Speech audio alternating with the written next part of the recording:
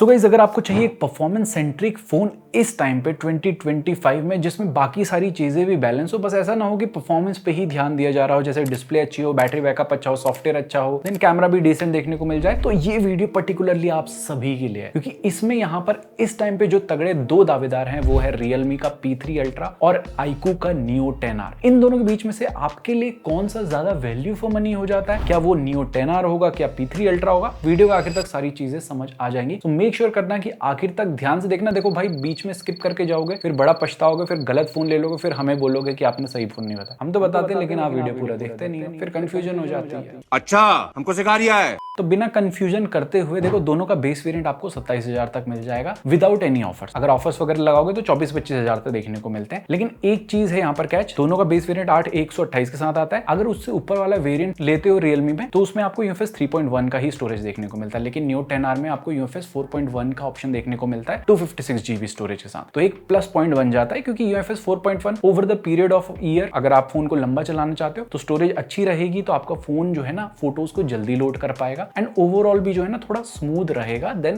UFS 3.1। इसके साथ box content में दोनों में ही कोई कटौती नहीं की गई है। आपको एक चार्जर मिल जाएगा टाइप ए वाला, type A to type C cable मिल जाती है एंड एक केस दोनों के साथ ही मिल जाता है। नाउ सबसे पहले बात करें बिल्ड क्वालिटी के बारे में। देखो, दोनों का ही जो मेरे पास वेरिएंट है ये प्लास्टिक के साथ आते हैं बैक में, और मैट फिनिशिंग आपको मिल जाती है Neo 10R के साथ, और यहीं पे ग्लॉसी सरफेस आपको मिल जाता है Realme P3 Ultra के इस वेरिएंट के साथ। इस वेरिएंट में ऐसा खास क्या है ना, आप अगर लाइट के पास ले जाके बिल्कुल अंधेरा कर दोगे तो कुछ इस टाइप से रेडियम इसका चमकता है। बहुत ज्यादा प्रैक्टिकल कुछ इसका यूज नहीं है। देखो, इसके दो और वेरिएंट मिल जाते हैं जिसमें आपको वीगन लेदर का डिजाइन देखने को मिल जाता है, उसके साथ आप जा सकते। और iQOO में आपको ये दूसरा टाइटेनियम वाला वेरिएंट मिलेगा, ये वो भी आपको प्लास्टिक में ही देखने को मिलता है। बाकी दोनों के फ्रेम्स भी आपको प्लास्टिक मिल जाते हैं। एंड अगर बात करें डायमेंशन की, तो phone exactly almost same dimension के साथ बोल सकते हो, लेकिन थोड़ा लंबे में यहाँ पर आपको Neo 10R देखने को मिल जाएगा एंड थोड़ा चौड़े में आपको यहाँ पर Realme देखने को मिल जाएगा। बाकी एक और चीज का डिफरेंस है कि दोनों फोन ना बहुत ज्यादा प्रीमियम बिल्ड के साथ नहीं आते, जैसे ग्लास वगैरह दे दिया, बट दोनों फोन काफी बड़े हैं, तो ऑल द टाइम आपको दो हाथ से ही यूज करना पड़ेगा। दोनों में से थोड़ा हल्का बड़ा यहाँ पर Realme का है। एंड iQOO Neo 10R में 400 mAh की ज्यादा बैटरी है, तो यहाँ पर इसका वेट भी आपको थोड़ा ज्यादा देखने को मिल जाता है Realme से। बाकी दोनों का जो USB Type-C वाला पोर्ट है वो USB 2.0 को सपोर्ट करता है। साथ में बेटर IP रेटिंग आपको Realme के साथ मिल जाती है IP69 की, वहीं पे Neo 10R में आपको जस्ट IP65 की रेटिंग मिलती है, तो ज्यादा ड्यूरेबल भी यहाँ पर Realme बन जाता है। इसके अलावा दोनों में ही डुअल सिम का सपोर्ट देखने को मिलता है एंड कोई भी हेडफोन जैक का गड्ढा दोनों में ही देखने को नहीं मिलता है, गेमिंग फोन होने के बावजूद। तो Type-C वाला आपको स्प्लिटर केबल यूज करनी पड़ेगी। इसके अलावा दोनों के ही हैप्टिक्स आपको अच्छे मिल जाते हैं, लेकिन अगर दोनों में से चुनना हो तो ज्यादा बेटर Realme के मिलते हैं, ज्यादा टक इनकी इंटेंसिटी बेटर है एंड ओवरऑल UI में इंप्लीमेंटेशन भी इनका अच्छा किया गया, जैसे वॉल्यूम कम ज्यादा, ब्राइटनेस कम ज्यादा, ऐप ड्रॉअर में यहाँ पर जाते हैं, वो चीजें आपको Neo 10R में मिसिंग देखने को मिलेगी। बाकी दोनों में ही in display optical fingerprint sensor मिल जाता है, प्लेसमेंट नीचे साइड है, और फोन बड़े हैं तो आपको हल्का सा संघर्ष करना पड़ेगा अगर छोटे हाथ हैं, लेकिन all the time securely fastly work करते हैं दोनों।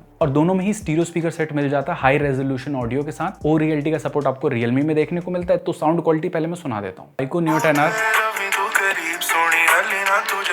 Realme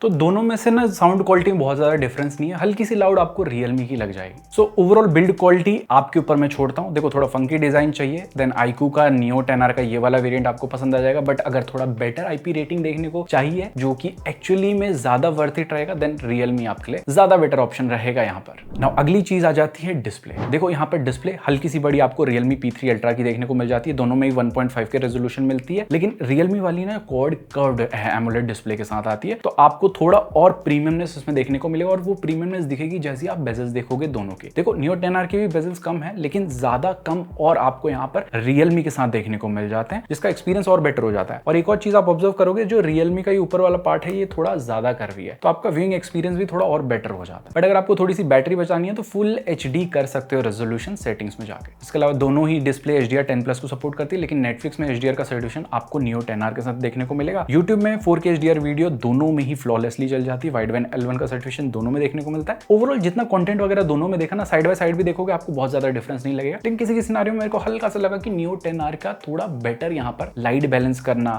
थोड़े कलर्स ज्यादा बेटर निकालना, लेकिन ऐसे 19-20 का फर्क आपको देखने को मिला, बहुत ज्यादा वाला डिफरेंस देखने को नहीं मिलेगा। बट एक चीज का डिफरेंस मिलेगा, कॉर्निंग गोरिल्ला 7i की प्रोटेक्शन आपको डिस्प्ले में मिल जाती है Realme के साथ, और वहीं पे शॉर्ट सेंसेशन की मिलती है आपको Neo 10R के साथ। तो एनी डे शॉर्ट सेंसेशन से बेटर गोरिल्ला ग्लास है, बट स्टिल मैं एडवाइस करूंगा दोनों में ही टेम्पर्ड ग्लास जरूर से लगवा लें। बाकी दोनों में ही HBM मोड में ब्राइटनेस 1200 निट्स तक जाती है, लेकिन ज्यादा यहाँ पर ब्राइट लग रही थी Realme की डिस्प्ले, आप देख सकते हो साइड बाय साइड। एंड दोनों में PWM डिमिंग मिल जाती है, लेकिन स्टिल यहाँ पर Neo 10R में हल्की सी फ्लिकरिंग देखने को मिल रही थी, जैसे आप देख सकते हो दोनों को अगर साइड बाय साइड। एंड दोनों में ही 120 हर्ट्ज का रिफ्रेश रेट मिलता है। iQOO Neo 10R में 144 हर्ट्ज है, लेकिन वो गेमिंग के टाइम पे ही होती है चीजें। गेमिंग के अलावा आप सिस्टम में जो है ना 144 हर्ट्ज रिफ्रेश रेट को इनेबल ही नहीं कर सकते। ये एटलीस्ट ऑप्शन देना चाहिए था इन लोगों को कि हम सिस्टम में भी इनेबल कर सके। बाकी इसके अलावा 2500 हर्ट्ज का इंस्टेंटेनियस टच सैंपलिंग रेट मिल जाता है Realme के साथ, 2000 हर्ट्ज का मिल जाता है iQOO Neo 10R के साथ। देखो डिस्प्ले दोनों ही आपको बिल्कुल डिसअपॉइंट नहीं करने वाली है, ये चीज आप दिमाग में बांट लो। इसके अलावा फोन दोनों ही फ्यूचर प्रूफ भी बन जाते हैं, लेकिन ज्यादा 5G के बैंड आपको Realme के साथ देखने को मिलते हैं। दोनों में ही है जो आपको IR ब्लास्टर देखने को मिलेगा, लेकिन NFC दोनों में ही नहीं मिलता है। दोनों का ही star value within limits भी आपको मिल जाती है। एंड 5G की स्पीड भी दोनों में ही सुपर देखने को मिल रही थी, डुअल 5G को भी सपोर्ट करते हैं। 4G प्लस हमें यहाँ पर Realme में देखने को मिल रहा था, iQOO में भी देखने को मिल रहा था, बट 5G प्लस Realme में देखने को नहीं मिला। 5G प्लस हमें यहाँ पर iQOO में देखने को मिला। बाकी Vio 5G भी दोनों शो करते हैं, लेकिन कॉलिंग के टाइम पे Vio LTE पे आ जाते हैं। एंड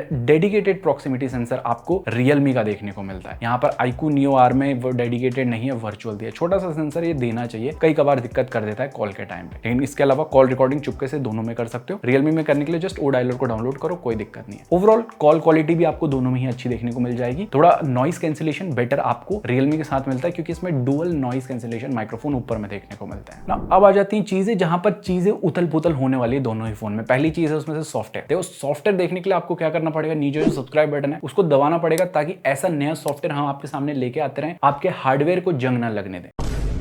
मतलब कि अच्छे फोन हम आपको रिकमेंड करते रहे, क्योंकि according to the latest survey ये पाया गया है कि वीडियो देखते हैं लोग, उसका चैनल सब्सक्राइब करना भूल जाते हैं। तो हमारा काम है ये आपको बताने का। नमस्कार दोस्तों। देखो एक साइड में Realme UI देखने को मिलता है, एक साइड में FunTouch ऑपरेटिंग सिस्टम देखने को मिल जाता है। दोनों Android 15 पे बेस्ड देखने को मिलते हैं, और ज्यादा Android के अपडेट आपको Neo 10R के साथ देखने को मिलेंगे, क्योंकि इसमें 3 मेजर प्लस 4 साल के सिक्योरिटी पैच मिलेंगे, और वहीं पे Realme में आपको 2 मेजर प्लस 3 साल के सिक्योरिटी पैच मिलेंगे। इसके अलावा दोनों ही रेगुलर हैं अपडेट के मामले में। एक चीज में और रेगुलर है कि आपको शुरू में ब्लोटवेयर्स देते हैं, दोनों के दोनों 6-7 ब्लोटवेयर्स मिलते हैं, उनको अनइंस्टॉल करना है, देन कुछ नोटिफिकेशन को आपको ऑफ करना है। देखो दोनों की डिटेल वीडियो मैंने बनाई है, उन वीडियो को जाकर जरूर से आई बटन में जरूर से चेक करना, या नीचे में लिंक में दूंगा डिस्क्रिप्शन में, तो वहां पर आपको ज्यादा चीजें अच्छे से और डिटेल में देखने को मिल जाएगी दोनों फोन के बारे में। बट दोनों में कुछ अननेसेसरी नोटिफिकेशन देखने को मिलते हैं, उन्हें आपको डिसेबल करना पड़ेगा, और hot app and hot games भी शुरू में दोनों में ही देखने को मिलेगा, उन्हें भी डिसेबल करना पड़ेगा। तो अब अगर बात करें लुक एंड फील के बारे में, देखो नो डाउट यहाँ पर Realme का UI ज्यादा बेटर दिखने में लगता है, ज्यादा बेटर एक्सपीरियंस भी देता है। iQOO ऐसा नहीं है कि इनका UI बगी है,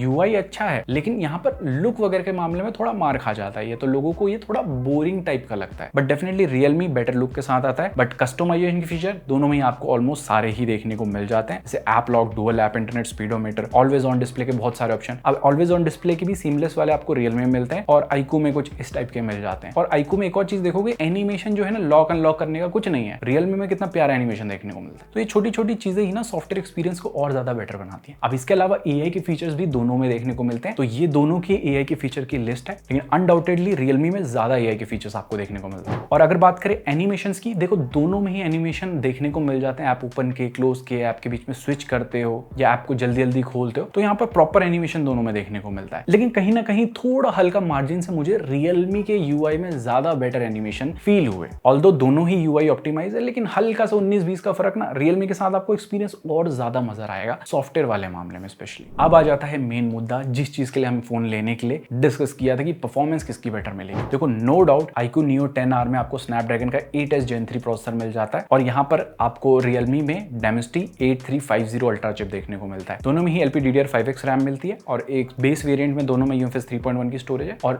256GB वाले में आपको यहाँ पर iQOO में UFS 4.1 देखने को मिलता है। तो on paper of paper any day Snapdragon 8S Gen 3 ज्यादा बेटर परफॉर्म करेगा, क्योंकि इसमें ज्यादा बेटर कोर्स आपको देखने को मिल जाते हैं। अब इस चीज को दिखाने के लिए सबसे पहले मैं आपको बेंचमार्किंग स्कोर दिखा देता हूँ। आप देख सकते हो यहाँ पर 1.4 मिलियन प्लस के Antutu स्कोर स्कोर्स मिलते हैं नियो 10R में। गीकबेंच के स्कोर्स पे ध्यान दो, सिंगल कोर स्कोर से डबल से भी ज्यादा है यहाँ नियो 10R के स्कोर्स, और मल्टी कोर स्कोर में भी आप देखोगे कि ऑलमोस्ट 2000 से ज्यादा स्कोर देखने को मिल रहे हैं। इसके अलावा ग्राफ भी आपको ज्यादा ग्रीन यहाँ पर नियो 10R का देखने को मिलेगा। देन अप्रॉक्स 2 लाख के आपको रीड राइट स्पीड भी देखने को मिल जाती है नियो 10R में। UFS 4.1 है क्योंकि इसमें। तो अब ये कितना डिफरेंस है दोनों के बीच में, इसको अब मैं एक्सप्लेन करता हूँ। देखो ऐप ओपन करोगे, ऐप बहुत छोटे छोटे होते हैं, बहुत जल्दी दोनों में ही ओपन हो जाते हैं। अब ऐसा बहुत बार हुआ है कि रियलमी में कुछ ऐप ओपन पहले हो गए, कुछ में यहाँ पर नियो 10R में हो गए, वहां पर कोई दिक्कत नहीं आएगी दोनों ही फोन में। अब हमने Antutu का रीड राइट वाला टेस्ट भी करके देखा, नियो 10R ने हल्का सा पहले कर दिया, बट जब हमने फाइल को कॉपी किया यहाँ पर 4 फाइल्स को, और ऑलमोस्ट 1.5 GB तक की फाइल्स थी, उसमें यहाँ पर रियलमी में ने ज्यादा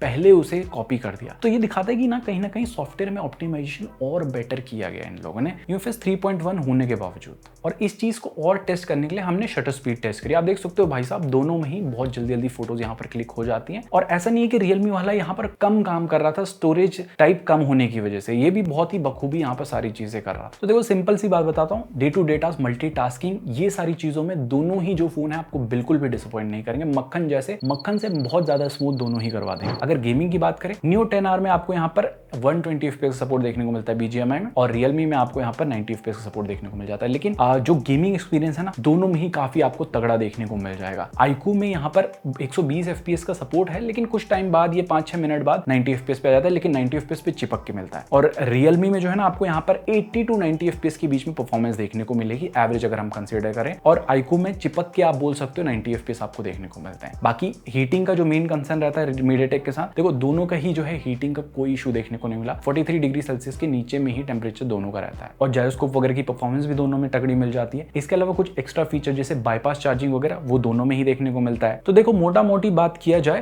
performance any day better neo 10R देगा, लेकिन इसका मतलब ये नहीं है कि रियलमी आपको डिसअपॉइंट करेगा, रियलमी भी परफॉर्मेंस देगा, लेकिन इन दोनों का कंपैरिजन में definitely neo 10R any day winner बनता है। अब इसके अलावा एक और चीज आ जाती है, बैटरी की कैपेसिटी ज्यादा नियो 10R की देखने को मिलती है, तो हमें स्क्रीन ऑन टाइम भी ज्यादा बेटर यहाँ पर नियो 10R के साथ देखने को मिल रहा था। जैसे दोनों में ही 9 से 10 घंटे का हमें स्क्रीन ऑन टाइम देखने को मिला है 5G पे और 1.5 के रेजोल्यूशन पे। अब 400 mAh ज्यादा है, तो थोड़ा आप बोल सकते हो कि आधा घंटा से 1 घंटा आपको ज्यादा नियो 10R के साथ मिल जाएगा किसी सिनेरियो में। बाकी दोनों में ही कोई भी आइडल ड्रेन का इशू नहीं है। 2% का आइडल ड्रेन होता है रियलमी में, 3% का हो जाता है नियो 10R में, एंड दोनों ही फोन 80 वॉट की चार्जिंग को सपोर्ट करते हैं, एंड 55 to 60 मिनट्स ले लेते हैं फुल चार्ज होने में दोनों ही फोन। तो ओवरऑल बैटरी बैकअप वाला डिपार्टमेंट भी दोनों का अच्छा मिल जाता है, हल्का सा बेटर यहाँ पर नियो 10R का है। अगर बात करें कैमरा के बारे में, देखो गेमिंग फोन ज्यादा कैमरा सेंट्रिक नहीं रहता, लेकिन यहाँ पर फिर भी आपको सेंसर अच्छे मिल जाते हैं, मेन वाले जो है दोनों में ही। बाकी 8 मेगापिक्सल का अल्ट्रा वाइड मिलता है, फ्रंट में ज्यादा बेटर मेगापिक्सल 32 मेगापिक्सल का आपको नियो 10R के साथ मिल जाता है, 16 मेगापिक्सल मिलता है रियलमी के साथ। तो सबसे पहले बात करें फ्रंट कैमरा के बारे में, तो यहाँ पर रियलमी में थोड़ा आपको सैचुरेटेड टोन देखने को मिलेगा, वहीं पे iQOO का आपको थोड़ा व्हाइटिश टाइप का टोन देखने को मिलेगा। दोनों में ही फोटो और देखा जाए तो सही लगती हैं, बट ज्यादा फील्ड ऑफ व्यू आपको रियलमी के साथ देखने को मिल जाएगा। और कुछ सिनेरियो में रियलमी थोड़े कलर्स को ज्यादा एक्यूरेट निकालता है, जैसे मेरे टी शर्ट का कलर ब्लैक कलर का था, ये रियलमी में बेटर आया है। और डिटेलिंग की बात करें तो वो नियो 10R में थोड़ी ज्यादा आपको देखने को मिल जाती है।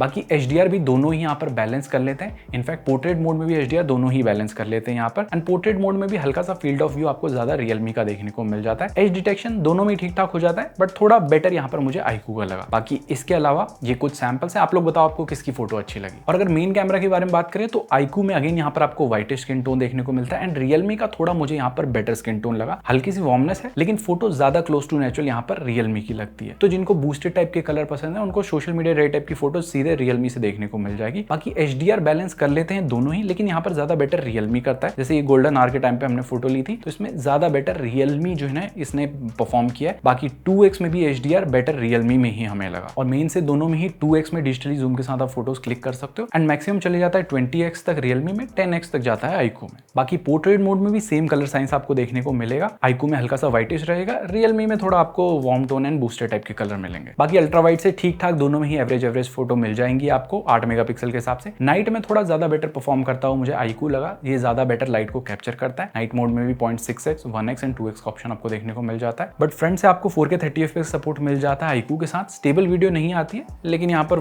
फुल HD 60 FPS का सपोर्ट आपको मिल जाता है रियलमी के साथ, वहां पर भी स्टेबल वीडियो नहीं आती है। तो कुछ इस टाइप की आपको क्वालिटी मिलेगी। बाकी अल्ट्रा वाइड से दोनों में ही फुल HD 30 FPS पे रिकॉर्डिंग हो जाती है, कुछ इस टाइप की क्वालिटी मिल जाएगी। गाइस अभी जो वीडियो रिकॉर्ड हो रही है 4K 60 FPS पे रिकॉर्ड कर रहे हैं, स्टेबलाइजेशन कुछ इस टाइप की मिलेगी, और थोड़ा सा शाम का समय है और शाम के टाइम पे थोड़ी लाइट कम हो चुकी है, तो कम लाइट में कैसे वीडियो में परफॉर्म कर रहे हैं ये हायर रेजोल्यूशन पे, इसका भी आपको एक आइडिया मिल गया होगा।